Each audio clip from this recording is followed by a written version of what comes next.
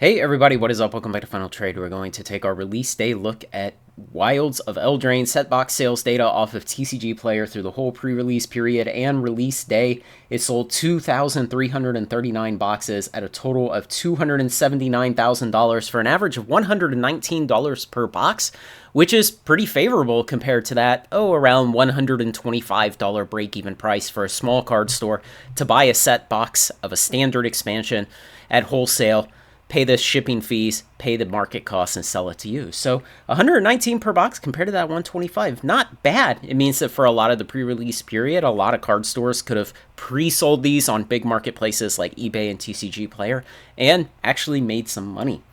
Now, what to compare it to? The interesting thing that I saw looking at data before I started recording was all the rest of standard sets we have data for. Now, I know I've kind of dazzled you here with all these lines that I've put up, but the interesting thing to note is there's this huge clump of lines, 6 of these 7 sets that I have on the screen right now, fall in this little area between about $250,000 and $300,000, sorry, $225,000 right here, and $300,000 of pre-release set box sales. And then you have the one line that is the outlier, that is Phyrexia, of course. But what we can see is that standard expansion set box pre-sales are pretty consistent. They're surprisingly consistent, and this goes all the way back to Kamigawa a year and a half ago.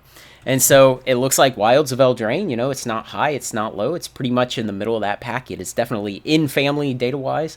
And so the sales of these set boxes look healthy. And so for all the refrains we've seen of, just buy singles and everybody's just going to buy singles for this one, nobody's going to buy boxes and crack boxes. Well, the data say otherwise. People are buying the set boxes and there it is. So I don't know what to make long term of it. Obviously, these sets diverge much greater when you get out on longer timelines. I can pull this out to 150 days and we can just look at that. But you see, they'll end up quite a bit different based on the long-term reception of the set, its popularity, how good the cards are, print runs, distribution waves, everything else, too many variables to list. So, but for now, at least, it looks good. It looks okay. It looks fine. And fine is what we generally want.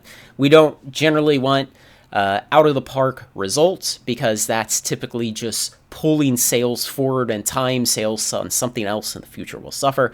What we want is fine sales and small, moderate growth over time consistently. That's what we would like to see, and it looks okay here. So Wilds of Eldraine set boxes, not unpopular, not blowing it out of the park either.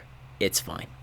So let me know what you think, guys. It looks okay. I'll be back at 50 days post-release, 100 days post-release, and 150 days post-release with additional looks at set box sales data for Wilds of Eldraine off of TCG Player.